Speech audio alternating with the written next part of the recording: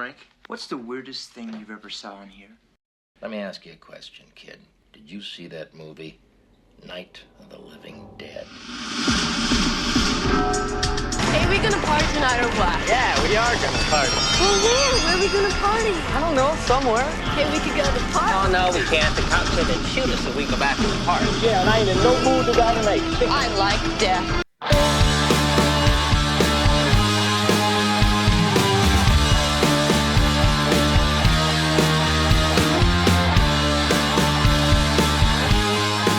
Fools, and welcome to minute 46 of Do You Want to Party, the Movies by Minute podcast for the 1985 groundbreaking horror classic, The Return of the Living Dead.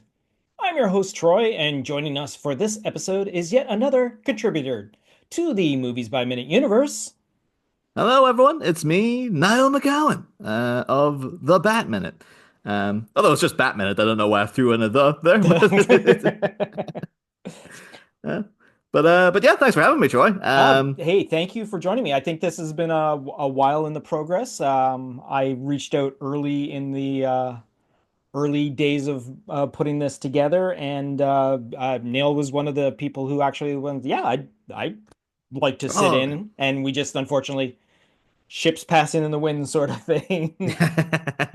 But no, I always sign up. Like anytime anyone puts anything, I would just go like, "Does anyone want to do this?" I was like, "Yeah, sure, I'll do that." Like, well, yeah, why not? You know. Yeah. And I thank you for that. Just to let you know, the Bat Minute, I put the in it this time. But I am confused because I think our Instagram is the Bat Minute because someone had already taken Bat Minute unrelated to the show, but every other social media handle seriously was just yeah. Right. So Bat Minute has been an ongoing movies by minute breakdown of all of the Batman movies up to date and all that. And I also believe that more recently you've been doing a couple of other like movie reviews sort of thing and all that. Oh yeah. We're also we have I can plug we have a side podcast as well. Ooh, it's yes. not as well publicized. We did Miami Minutes, which was a breakdown of every minute of Miami Connection. Okay, yeah. Oh my God, who's in that movie? It's YK Kim. You call the guy, and then nobody famous because it was one of the easiest because you know yourself, Troy, from like movies by minute work involves a lot of like research and looking at delving into the careers and this, that, and the other, and then like with Batman, tons of that. Oh, for sure, yeah.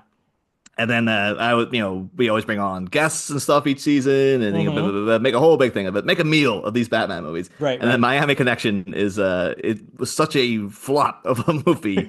Nobody went on to do anything else of any significance in it.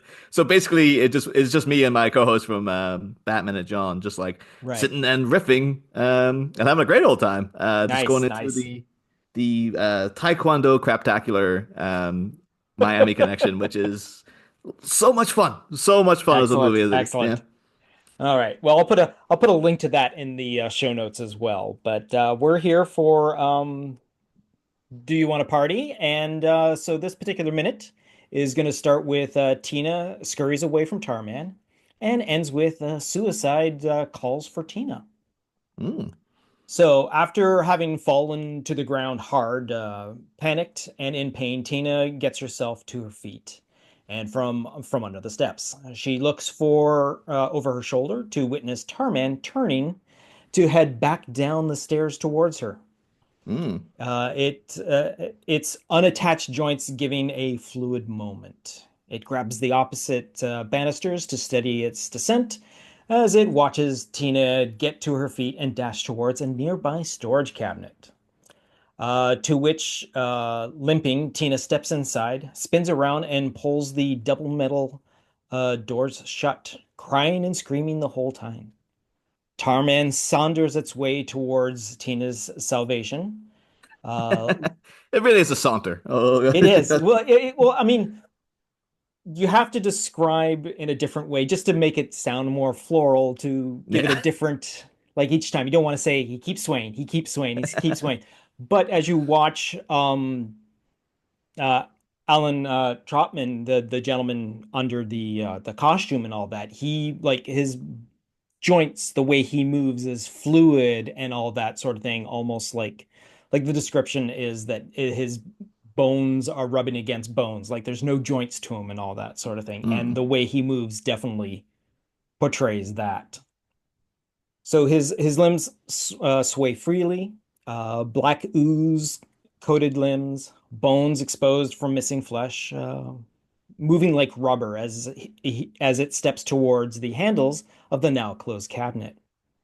Inside, Tina jumps back as Tarman slams against the doors. Through the series of round holes in the door, Tina can see Tarman outside examining the situation. Details of its grotesque heads swaying back and forth. Tina quickly grabs the inside handles firmly as outside her attacker does the same.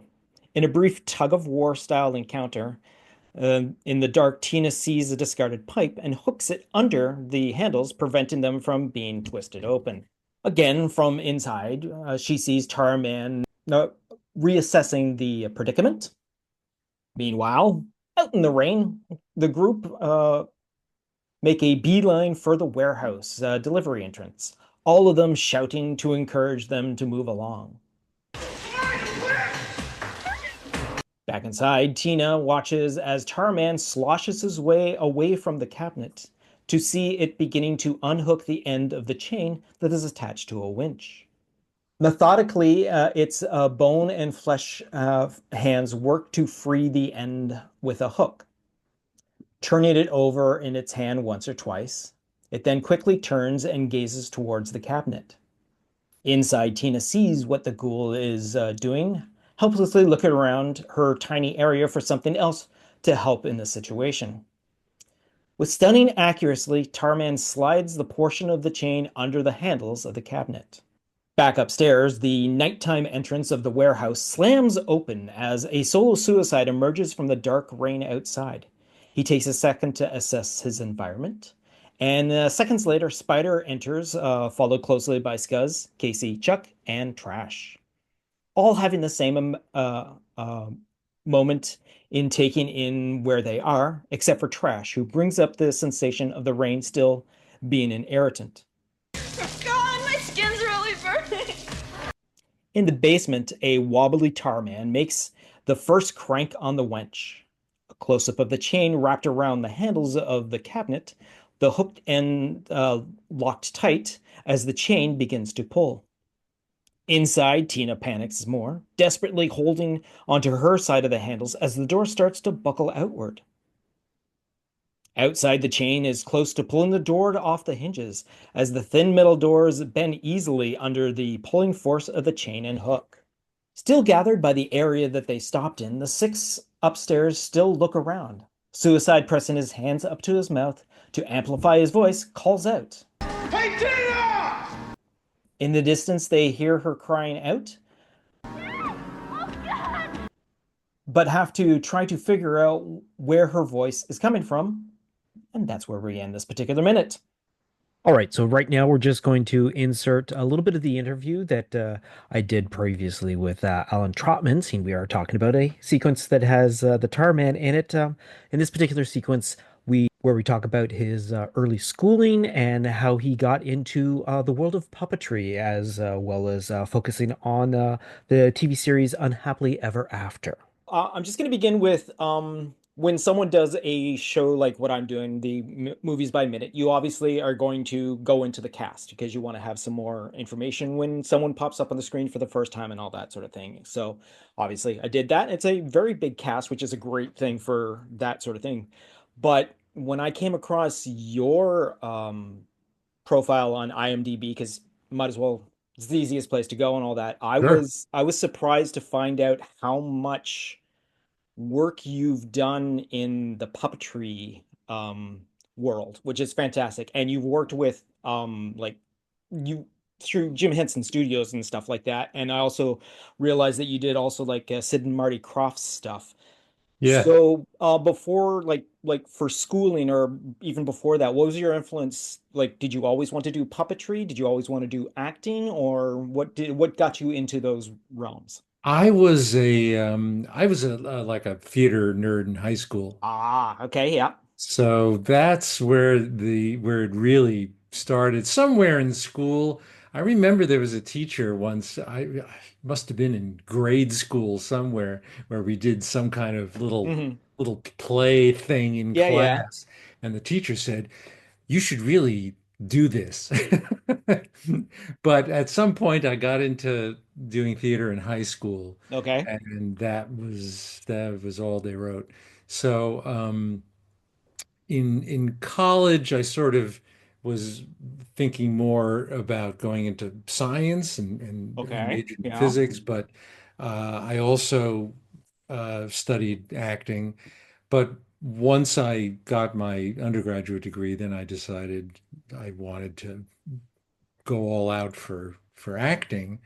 And so that's when I went to Cal Arts out here Right. Yes. Yeah. in Yeah. Valencia. Hmm. Um, but while I was at Washington University, which was my undergraduate school, and Right. once I was thinking I really wanted to go into acting as a profession, I Hmm. started looking for auditions. And I just happened to find an audition in town for a TV series that was for puppets, a children's Right. TV Yes. series Yes. Okay.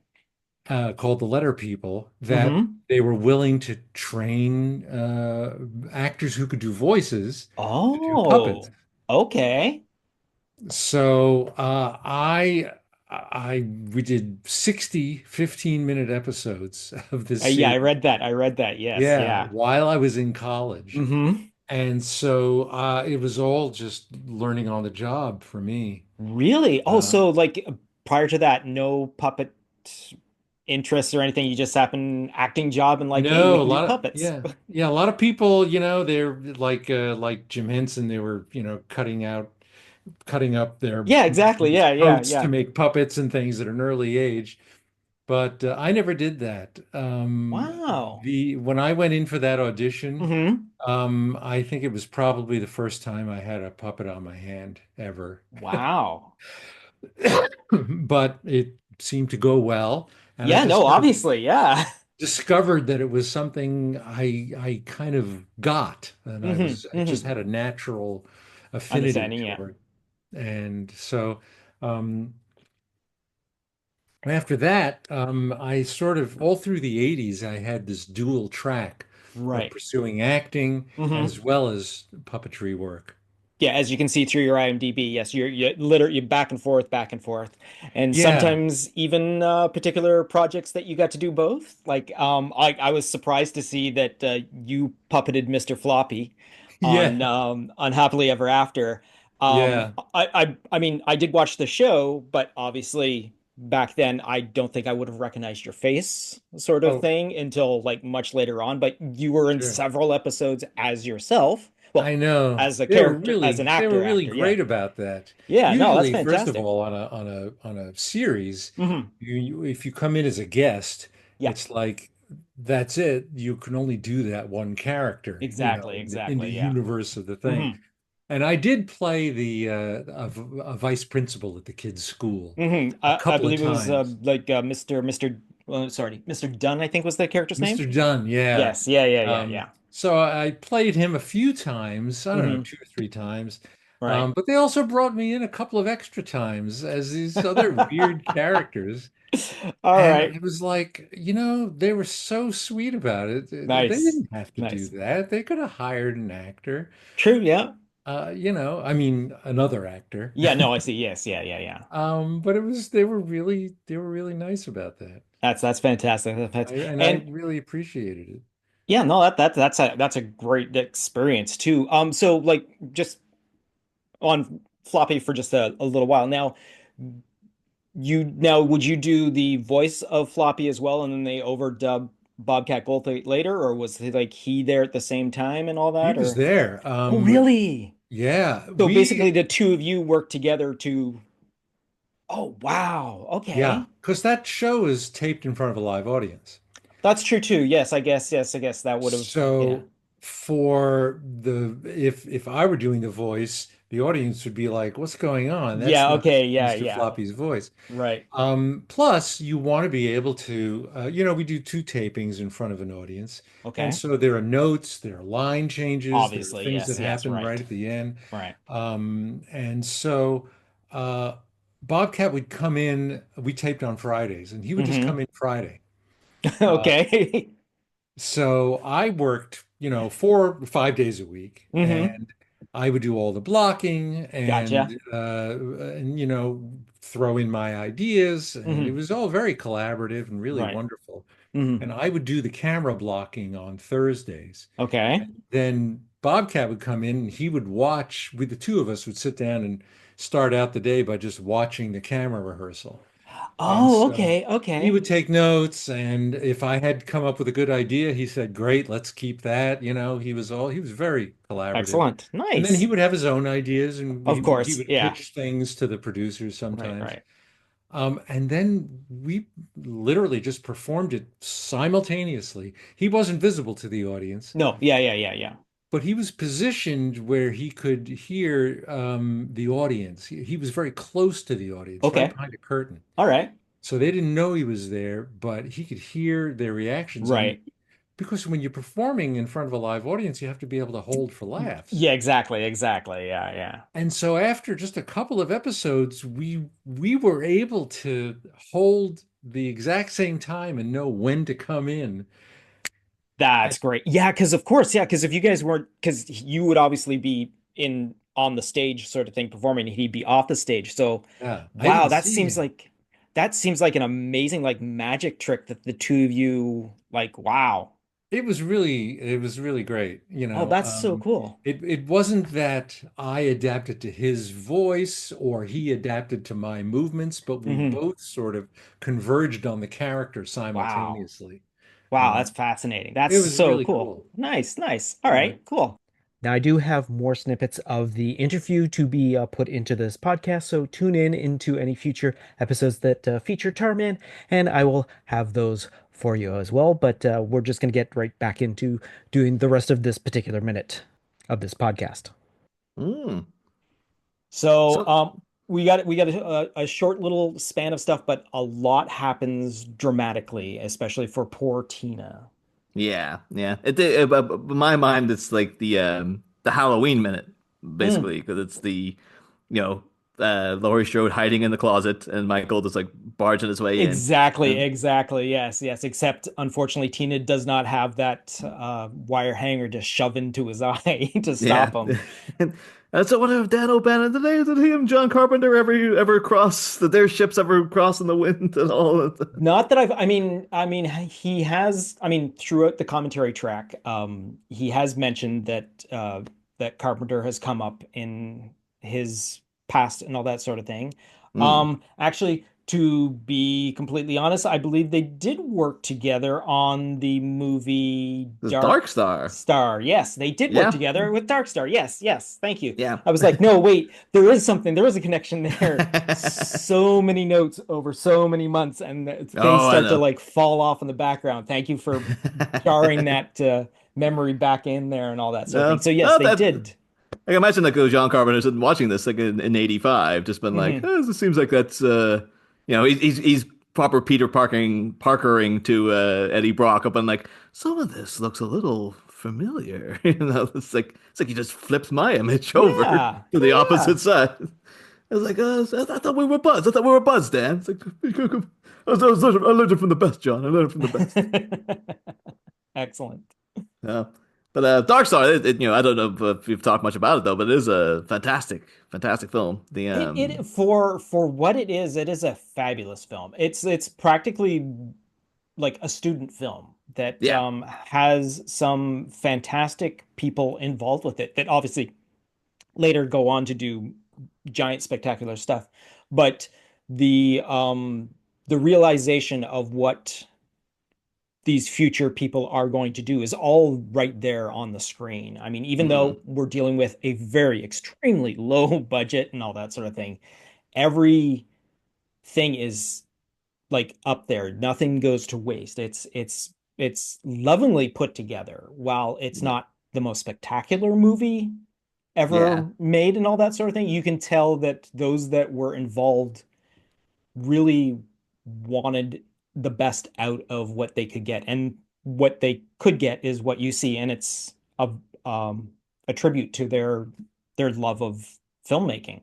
yeah, yeah.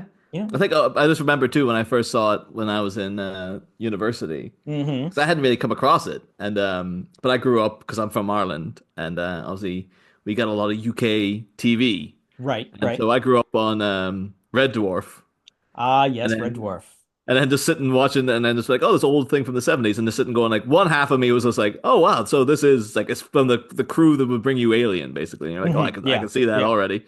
But the whole rest of the time, it's like, this is Red Dwarf. This is they just did it like a decade beforehand. Like, geez, Louise.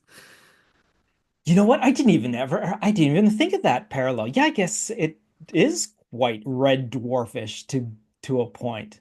Yeah, Yeah. I think it might have been like the Red Dwarf guys themselves might have been like, no one ever saw that Dark Star thing, but we like they caught it back in the Let's, day, and they're just yeah, like, exactly. Yeah, yeah, yeah. what if we were to just take that and Hmm. disguise it as our own TV show, the delightfully devilish Grant Naylor, whoever the guy was.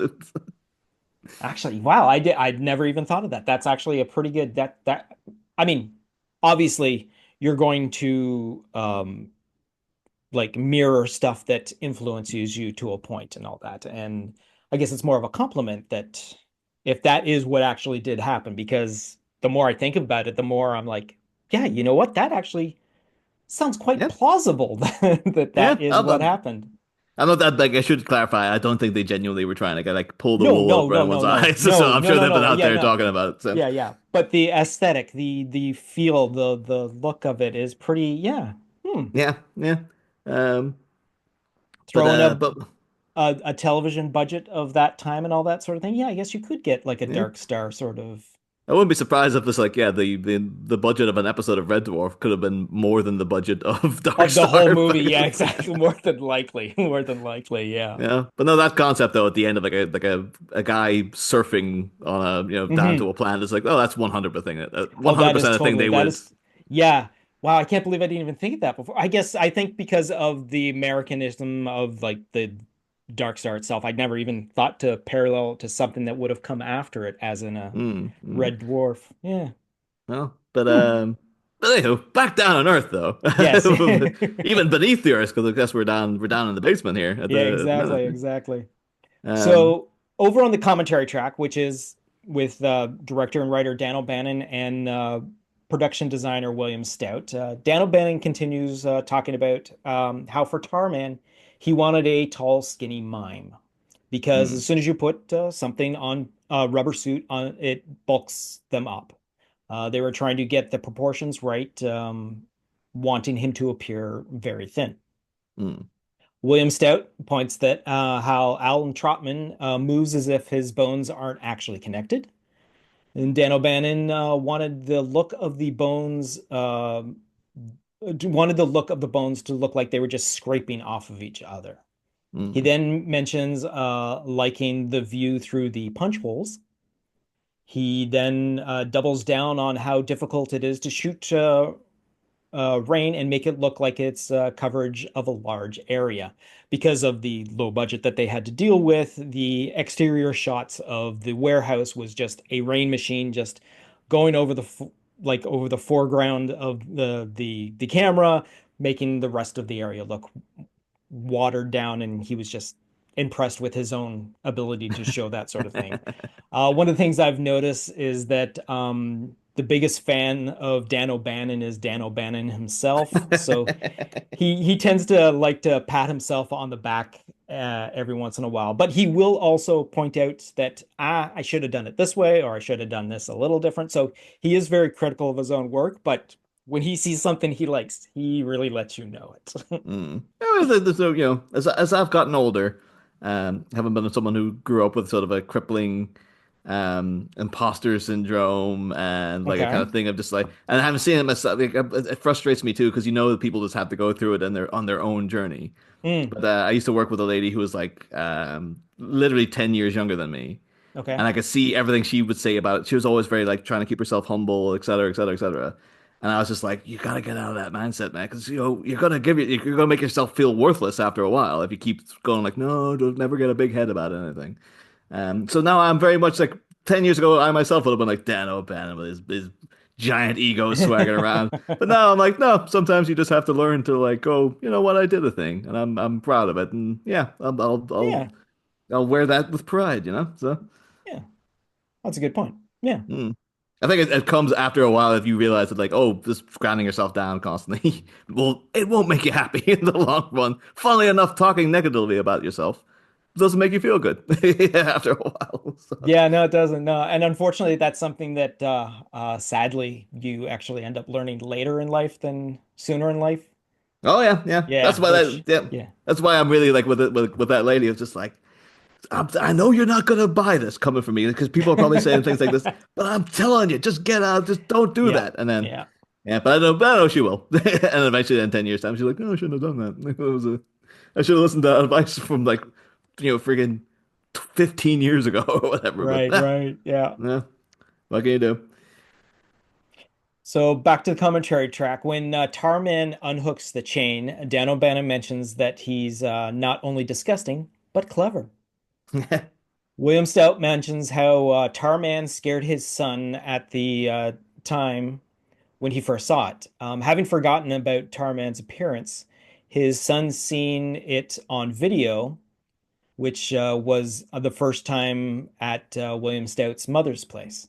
Hmm. William Stout then mentions the use of lead for the doors of the cabinet, which was soft enough to buckle like they wanted them to. And Hmm. that's where we end the commentary for this particular minute. Yeah. It's always a fun thing to listen to the commentary track along with knowing getting extra notes, getting the feel of the in the moment sort of description or from whoever's involved in the actual commentary track. Some are quite insightful, like stuff like this.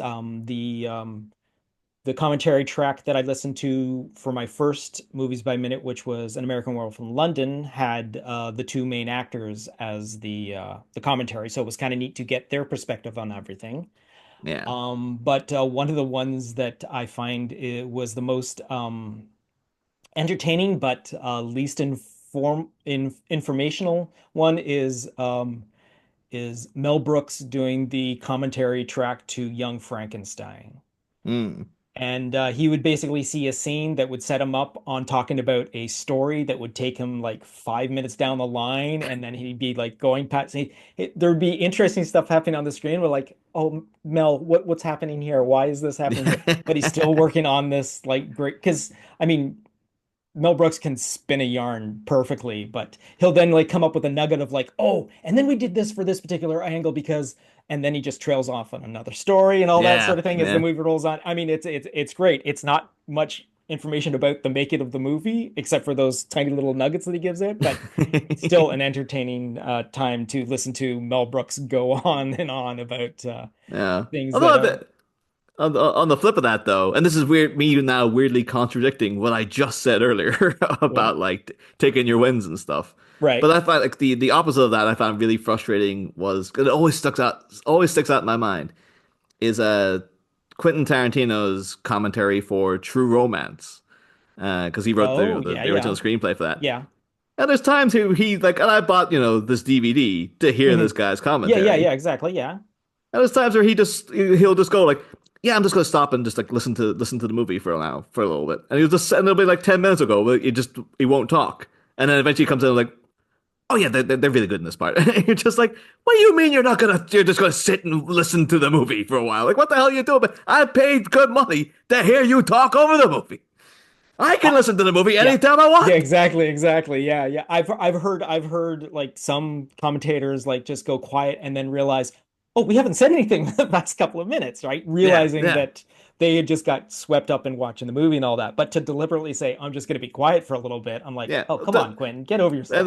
The vibe being very much to like I want to sit and appreciate my own dialogue. It's like, Yeah. dude, get your head Oh out of your man, ass. man. Oh, Yeah, but I no, do I know don't.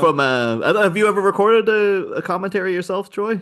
You know what? I've got a couple of buddies that I used to do another weekly like geek pop culture thing that we were planning on doing that sort of thing just to sit down and just watch movies and just talk like we normally would, but I've never gotten around to actually being able to do it. But I take it you have? Oh yeah, we done if I may plug Oh yes, please go right ahead. the Batman at Patreon feed. where you get Ah. like loads of like quasi-related, let's say quasi just related content to Batman. We want to do more commentaries, but we've got one for Beetlejuice Uh-huh. uh, and for Terminator 2. We did. Ooh. And I have found that like after once particularly maybe because me and John are so used to doing minute by minute analysis where you're Right, like right. you have all the time in the All world the to talk about yeah, it. yeah, yeah. And then we're just like at the end of Beetlejuice we're just like oh it's over. Oh I had so much more to say about this. So it's just like it's just gone. Right, Um, because you're limited to the like 90-minute runtime of the movie and you run out of information. Yeah, you don't have yeah, enough yeah. time to get all the information out. Yeah, I can see that. I can see that. Yeah, and then so much too of Terminator 2 was just like every other scene. You're just like, oh man, this is so great. You should just like so much of it was just like, oh this bit, this bit, and just really get like wrapped up in the excitement of it. And then at the end, you're like, oh no, I had like five more, like 50,000 more notes I wanted to bring up about this Right, thing. right, exactly, exactly. So yeah, but again, I can guarantee. I don't know if it's ever. It's bound to have been done by somebody, but like. Mel Gibson, or not Mel Gibson, Mel Brooks could record multiple commentaries for Young Frankenstein. I guarantee, like, and every time it would just be a Oh, it would be completely completely different. different. Oh, I have no doubt of that at all. No, for Yeah, sure. yeah. Yeah, yeah, yeah, yeah. So you could just do like I'm sure that people will probably critique it as like, oh, it's a capitalism gone mad to just like release Hmm. multiple editions with like oh it's like a different commentary from the same guy. It's like, but no, you're gonna get something out of it every Yeah, you time. That's the definitely, thing. So yeah, for sure, for sure. yeah, but oh, I'm sure Mel Gibson, which I almost said, I'm sure he would have some things to say about Young Frankenstein as well, if people ever cared to hear. It's a real bizarre crosswires of people. It's like, oh, All right. So, according to the script, which is a story and screenplay by Dan O'Bannon, we are dealing with the revision from October of 1983. And again, it's based on the story and screenplay by John Russo, Rudy Rickey, and Russell Steiner. Interior, basement, night, rain. The thing starts up the stairs, leaving a black trail behind it. Tarman. Brains. She screams now and tries to claw herself upright, but at the second step, another one gives way and she falls through the stairs. She lands, thud, on the concrete below the steps. She lies there, gasping in pain, trying to pull herself upright. Tina in pain. Oh, oh! The Tar Man turns and starts back down the steps towards her, schlopping along. Oh, there's a new one, schlopping. Tina pulls herself upright and limps out from under the steps. The tar man is blocking her way to the stairs. It starts towards her, reaching for her. Tar man, live brains. Tina screaming, no! Tina looks around and spies a little closet standing open in the little alcove with a door. She runs over to it and slams the door shut. Interior closet, the basement, night.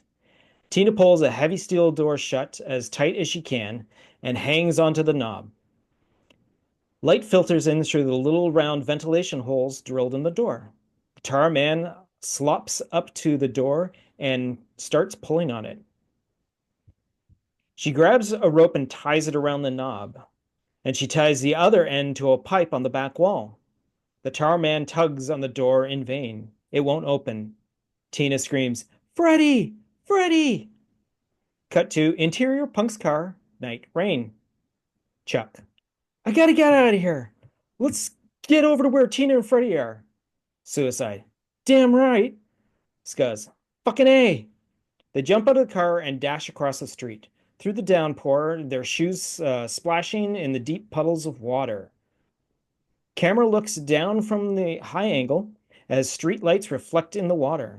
Their footfalls create rings and ripples. Cut to interior closet in warehouse cellar night. Tina crouches in the darkness, sobbing with fear and hanging onto the doorknobs with all of her might.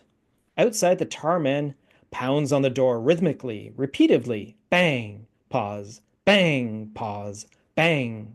Suddenly, the pounding stops. The shadow of the tar man moves away and from the little holes in the door. Tina moves up and peeks through the vent holes. Her POV, the cellar, The tar man can be seen moving about. Interior, cellar, night, rain. The tar man, slurping as he moves, is going over the big wench which dangles from the ceiling. He gets hold of the end of the chain and brings it over to the closet door, where he hangs the big hook through the bar on the door. Then he slops over and starts winding the crank. The winch starts turning, and the chain draws tighter. Clickety, clickety, clickety. Creaking and groaning, the door frame starts to give. Cut to exterior warehouse, night, rain. The punks arrive at the warehouse. They don't bother to knock, they just charge through the door. And the same door Tina went in. Interior warehouse, night, rain. They rush inside, brushing the rain off themselves. Dee Dee, my skin really burns. Ouch, ouch. So, one other thing that I always point out, the script has the characters of Dee Dee, who turns out to be trash later on in the final film, and the when the name of Meat is mentioned, that actually turns out to be Spider later on. Okay, that's very Okay. judgmental of Dee Dee there to refer to her as trash, but okay. Yeah. Um, she grabs some cloth and begins to dry herself up. Chuck shouts, "Hey, Tina!" And that's where they end this particular minute. Now, obviously, in the final film, we actually have Suicide yelling out, and Suicide leads the group into the actual warehouse itself. But again, just a slight little difference between characters trading off lines between what we have in the script and what we have in the final version. Hmm. I just wanted to take the opportunity to shout out too, while we're here and we have the punks up on screen. Mm-hmm, My undying love for Liana Quigley, mm-hmm. if that's how you pronounce her name, because I just know, Lana Quigley, yes. yeah, because she's just someone of as a lover of trash horror films, I guess would be the, Yes. the best term Yeah. of them, considering who she plays. Um, like yeah, she's been just full tilt icon. She's up there with For sure, yeah. but and even going through like in prep for this because like I knew a bunch of stuff that she was in already. Mm-hmm. But she has the most fun IMDb list to just scroll through just She in terms does. just in terms of the titles. Like Yeah. every time, like I imagine she must purely sign up for things just by being like, whatever's the weirdest name. Yeah, Mm-hmm, just mm-hmm. so you get like the night Jane went insane. Juliet wasn't invited tonight. Those are back to back. Right, right. Uh, yeah, Thrust. The kind of, like people who listen to Batman, it might know as well that I have I must finally get around to actually doing it this year of a podcast I want to do called I Do Declare, where we review movies that have exclamation points in the title. And Ooh. yeah, it's good. I thought it was a good like little. Yeah. And I used to work in like proofreading as well, so I had to kind of the grammar went deep into my heart. But like the fact she's got a bunch of them, yeah, thrust being one of them. That's an exclamation. Right. Yeah, yeah, it's just like the good things devil. Like, literally so many. It's called it's a hooker with a hacksaw. Yeah, yeah. Yep, it's the Cabaret Diabolic, Three Scream Queens, that came from the ether, Bigfoot versus DB Cooper. Like what the the trouble with Barry, Miss Strange, Caesar and Otto's Deadly Christmas, and Yes, Girls yes. Girls Gone Dead, which is one that's kind of like, is it witty? No, but is it funny? Girls Gone Dead. Yeah, it doesn't even make sense really as a title. Exactly, exactly. Yeah. And you know exactly because it's got Linnea Quigley in it, like, and it's based on Girls Gone Wild. It's like, well, Mhm. I know what the film's gonna Yeah. be as Yeah, yeah. well. So, and yeah, I just wanted to try. And I think to her look as trash Hmm. is very similar to because she's the one when I was like a teenager. She's the one who stuck out to me the most. Oh yeah. Well, I mean, first of all, that shocking red wig that she wears is totally fantastic. Yeah. And the fact that she is like, I mean, obviously like naked for like 90% of the movie doesn't hurt the memory of remembering her character very, very well. Um, yeah, I mean, and also it's I mean, while she does at this point in her career have quite a few movies to her credit, it's still very early in her career, Yeah, which is yeah, a fascinating thing to see. I believe she's 26 at the time of the movie, so only having probably like about a less than a dozen films prior to this and all that, and how basically she just stays in this realm of movies. yeah, Um, and she becomes what she's known as. She becomes as the scream queen and all that sort of thing, where you're guaranteed making money by having her name as part of your cast and all that sort of thing. If you have Lena Quigley, you know people are going to rent your movies. Like, and again, a lot of this is not theatrically released. A lot of this gets direct to like the home video boom in the like mid 80s, early 90s and all that sort of thing when all this, like you said, like trash mm, horror and whatnot gets released because it's cheap to film on video and whatnot. But yeah, yeah, you get this woman who has this representation and can do what she's asked to do of her. And yeah, a movie like this, her playing trash, is so because this character shows a lot of emotion. I mean, not to turn this into a trash central and all that sort of thing, but seeing you brought it up, it shows that she can act this character. Like she goes from this keeping to herself, sort of like I'm above everyone else, to turning into this like delicate thing, to then turning into this killer by the mm, end. It's just a fascinating turn, and it's like something that people would be chomping at the bit to be able to do from a single character in a single movie to go through so much to mm, and then to have it be an iconic character.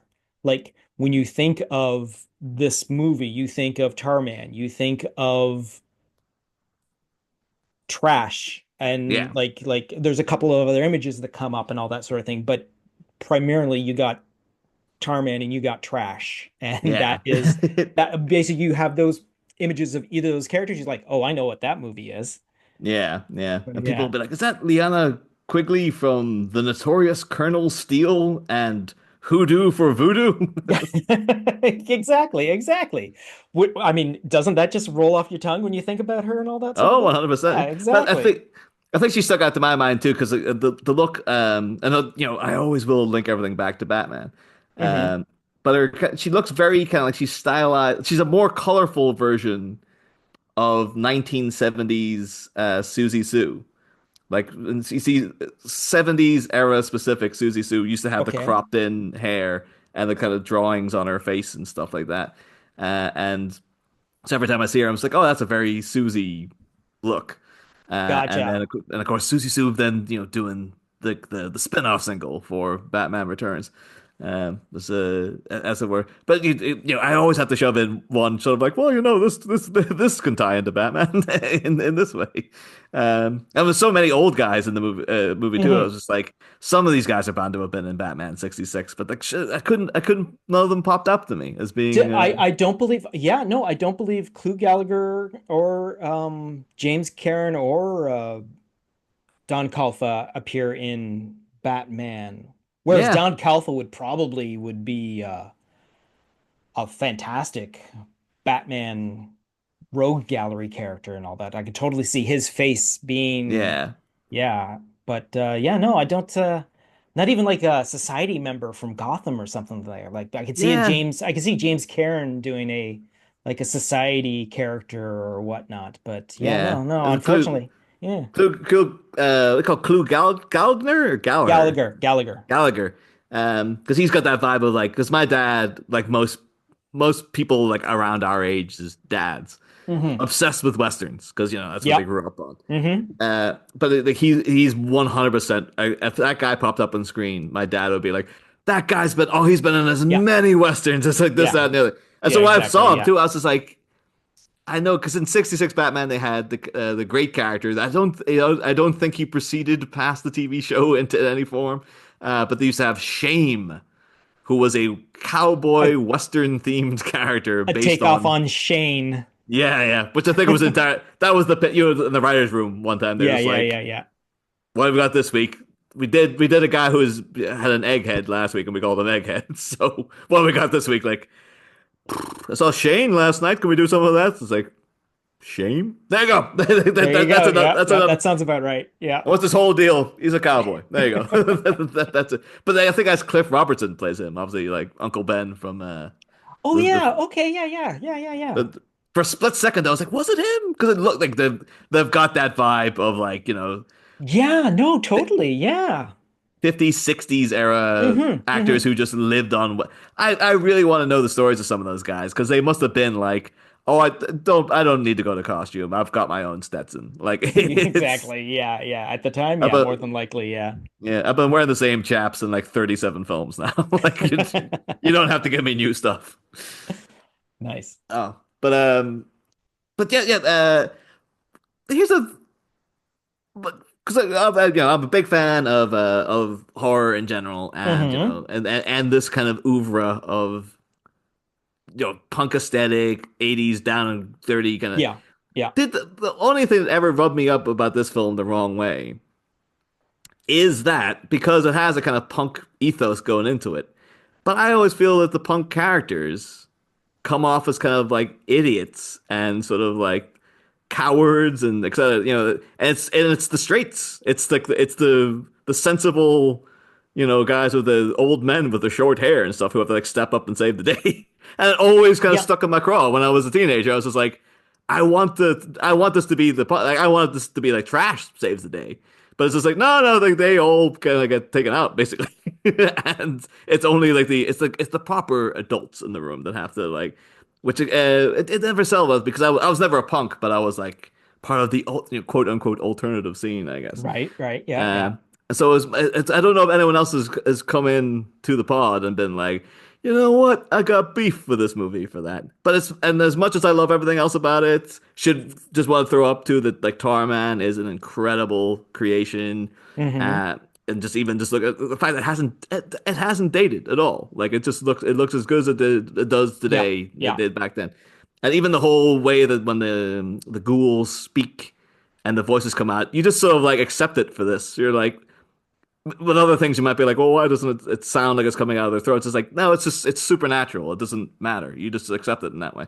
Um, so all that being said, Return of the Living Dead has always stuck out to me as being like, I wish that they had a kinder way of portraying the punk group in it because they always come off like they're just sort of like jerks in it, basically. But um, you're going through it minute by minute, though. You might be able to go like, "Wow, I think you'll find in minute 87 that." Well, no, I Yeah. mean, like I will say once the basically the shit hits the fan, the attitudes definitely change. Once Mm, they get start becoming picked off and all that, like the loss of suicide, like in the next minute or two, really centers them into figuring out what's going on. Spider himself becomes more of a character that becomes more aware of what's actually going on, and that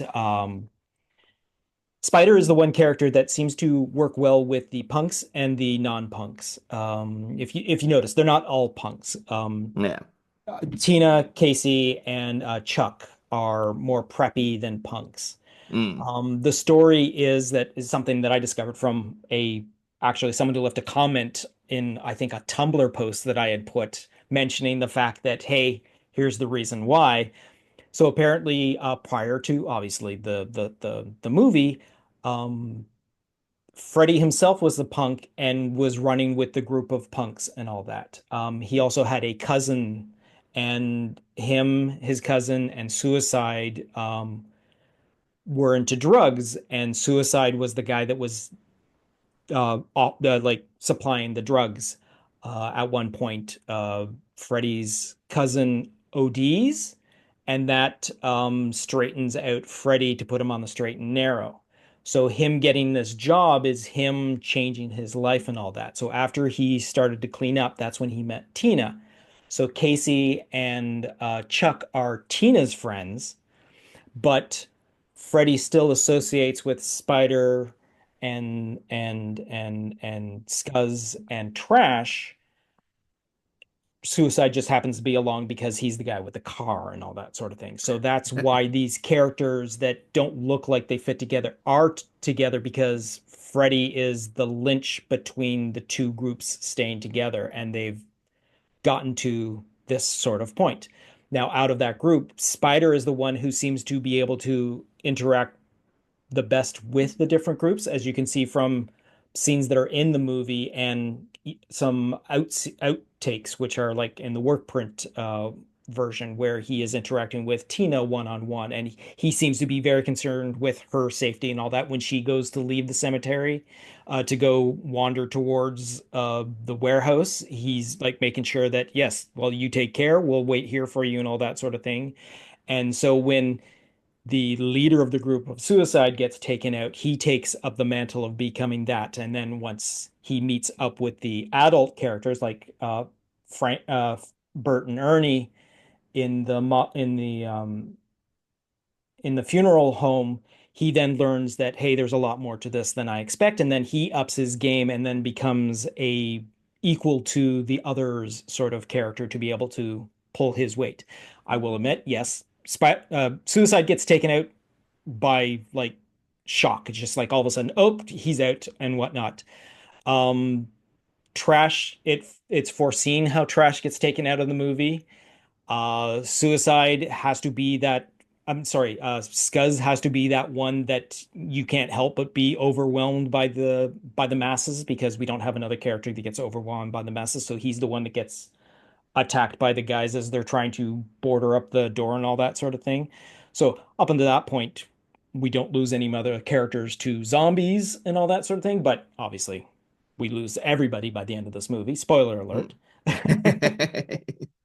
But yeah, so I mean, I understand what you're saying. Like, yes, if this were a punk central story, I could see the punks becoming the lead characters to pull this movie through. But I think the writing style that Dan O'Bannon did it, he wanted to have the different generations eventually coming to work together, and it doesn't quite mesh as well as I think he wanted it to, but I think it's still realistic enough that the punks still don't want to deal with these old guys to help them survive, and then it just comes down to the point where they have to, and that's how we Yeah, get the yeah. movie that we do.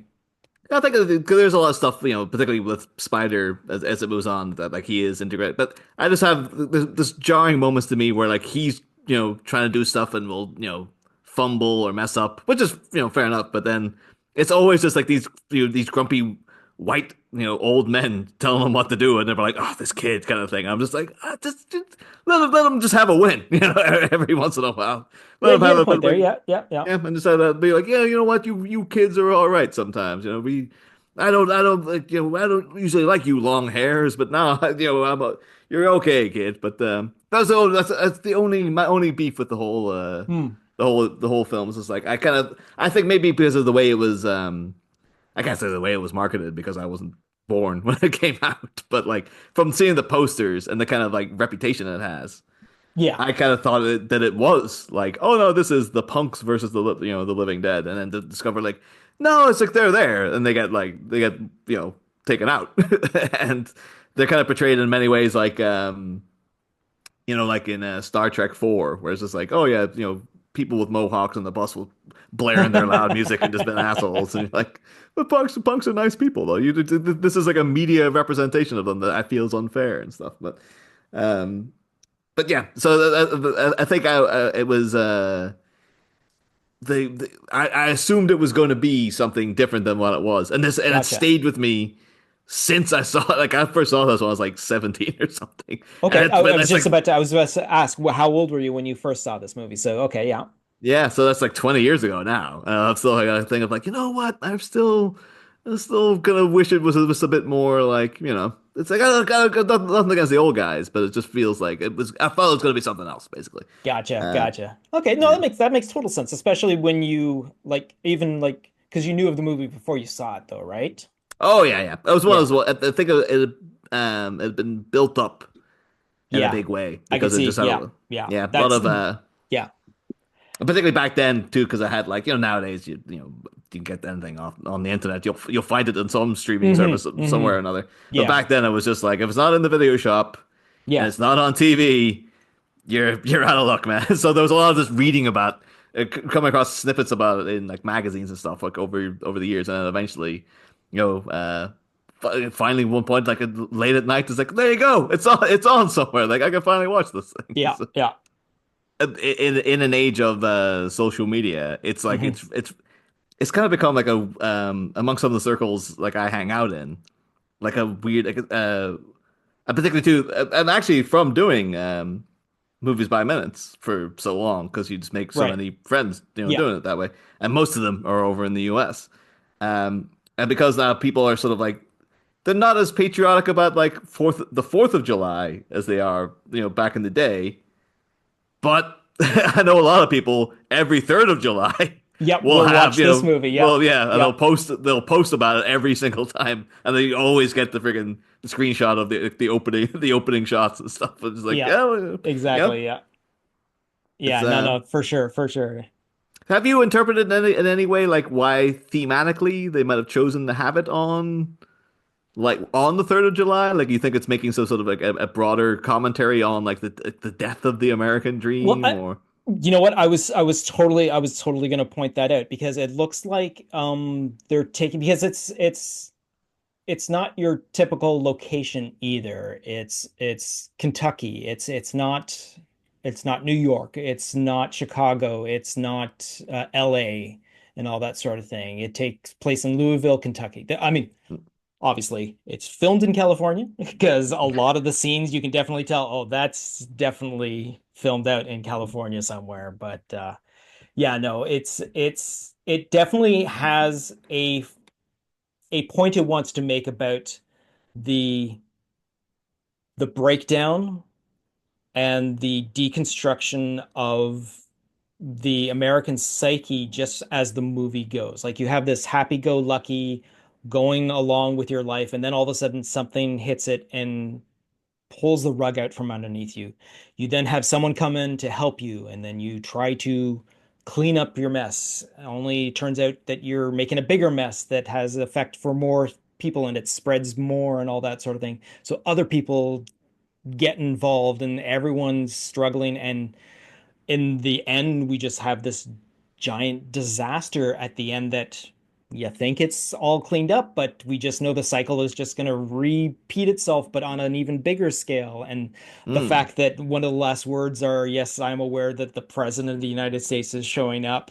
And oh, there's sounds of people's skin burning from rain, but that'll pass and whatnot, sort yeah, of thing. yeah. But yeah, it totally is a now I haven't actually constructed that sort of thing very much, but it is definitely an underlying thing. It is definitely a look at the American way of life and how those that are not that those that are at the very bottom, which is are these characters, like they're the small people in the realm of living in the country that have to deal with the stuff getting tougher and tougher and tougher no matter how hard they try. And in the end, the big bad comes along and turns out it's even worse than before, sort of thing. So it's kind of an Yeah. interesting, yeah. Yeah, it strikes me like it's like a kind of a very even though it came out years before, Hmm. it's like a cynical counterbalance to like Independence Day, because that's all about like a disaster occurring around the 4th of July, and Hmm. it's an outside invading force. The innocent Earth is just sitting there minding its own business, and this thing just comes out of nowhere and just starts to start hassling on us. Cause a Yeah. whole bit, but then thankfully the U.S. comes out and the president himself comes to get this sorted, and well, the day is saved thanks to the USA.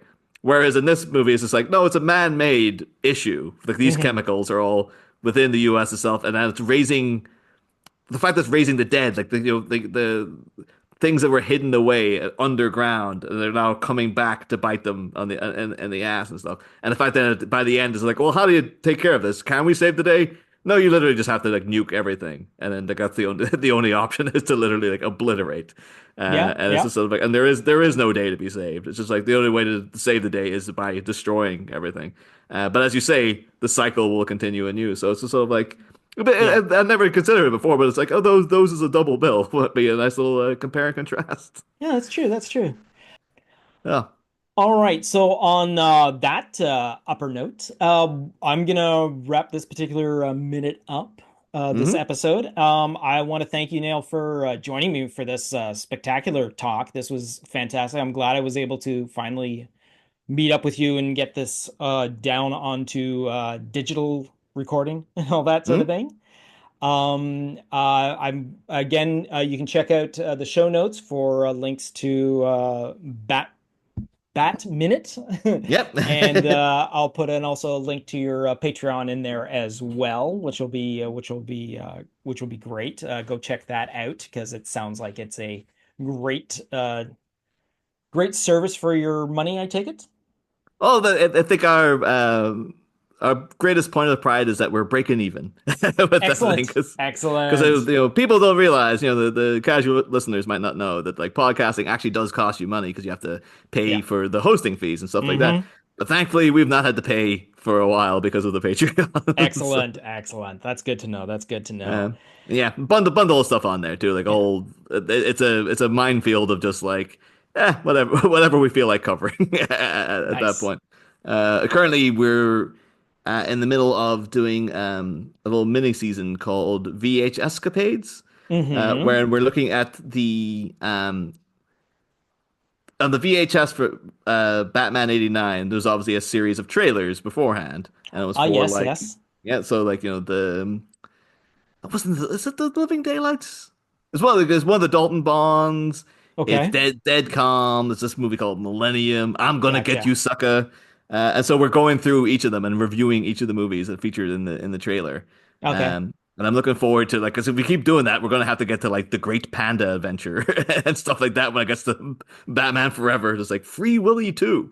Excellent. But that's the kind of thing that your good money can pay for on our Patreon. All right. Also, I want to point out that we are still taking donations for us to do our 40th anniversary episode, which is going to be taking place on August 16th of 2025. In the show notes, there will be a link to our ko-fi.com/planetgeekpod donation page to help us get the ball rolling on getting this to be done, which is something we are looking forward to, which we will be not only recording a live episode of, I believe it is minute 62 of the podcast, but we will also be in front of an audience showing a version of this movie in an actual movie theater that we have rented. So that's what all the funds are going towards the rental of the theater and the showing of the movie and our time to record the podcast. I'd also like to thank the audience for joining me on this journey. We're still trucking along here, getting into the juicy, meaty parts of this movie at this point. It's all downhill from here, where this roller coaster ride is going to be just picking up speeds as we go through the loop-de-loops and the corkscrews. Again, Neil, hopefully I can get you to come in for maybe another future minute if we can swing it. Oh yeah, I'm happy to pop in any old time. Yeah. Excellent. I look forward to that. And thank you once again. Thank you, audience. And I got nothing else to say, but see you next Wednesday. You've just been listening to a Planet Geek production of Do You Want a Party? A Movies by Minute podcast of the 1985 The Return of the Living Dead. Please be sure to subscribe, download, comment, share, rate, and review. Be sure to follow us on our social media platforms: Facebook, YouTube, TikTok, Tumblr, or Letterboxd. Search for Planet Geek Productions. X, former Twitter, Instagram, and Blue Sky, search for Planet Geek Pod. Or send us an email to planetgeekpod@gmail.com. Our closing music is provided by Night Chill. See the show notes for more details. Once again, thanks for tuning in, and farewell, fiends.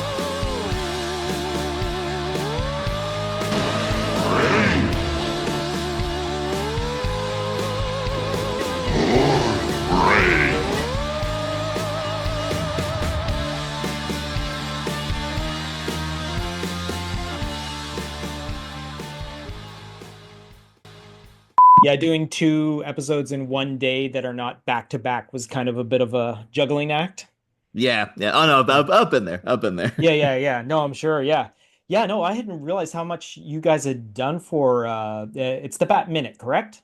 Yep, that's right. Yeah. Yeah, exactly. Yeah. When I brought it up, I'm like, yeah, no, I've listened to these guys a couple times.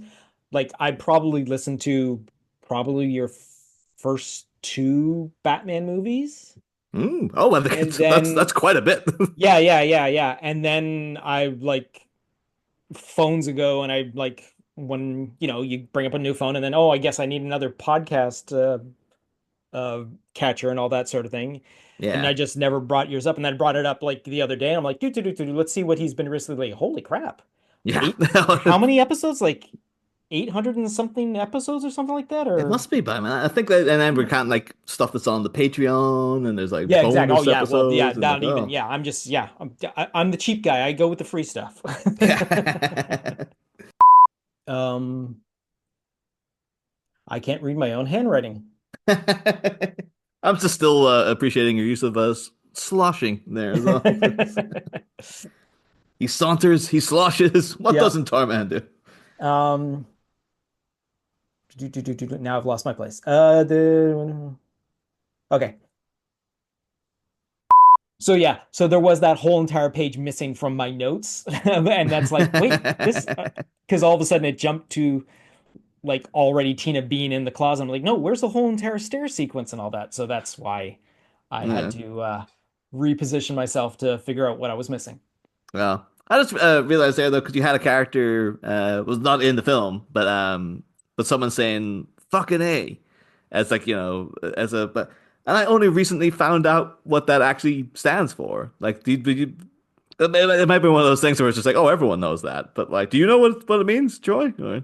What do you mean the fucking A? Yeah. That's like a let's do this sort of thing. It's like a positive sort of. Oh yeah, but I mean like the etymology of like where. Oh, like, sorry, I see where it like originated from and all that sort of thing. Yeah. You know what? I would basically I could probably maybe come up with some sort of thing, but what is the Apparently it comes from the Marine Corps, and it actually stands for fucking affirmative. So it's supposed to, it used to be a standard response to CEOs and stuff. Would be like they'd be barking orders and people would go fucking affirmative, and then it became eventually got down to fucking A, and then the lads from the Marine Corps out and about in the real world, and then also just caught on with other people. And like but it was just one of those things for years. I just took it as face value. Just took it as It's just something people say. yeah. But like no, turns out like and then eventually at one point I was like, why do people what does the A stand for? Where did that come from? There must be something about it. And then it's like, yeah, looked into it. And it's like, no, that's apparently that is the origin of it. So there we go. Well, there you go. You learn something new every day, right? Yeah, fucking A. Excellent. All right.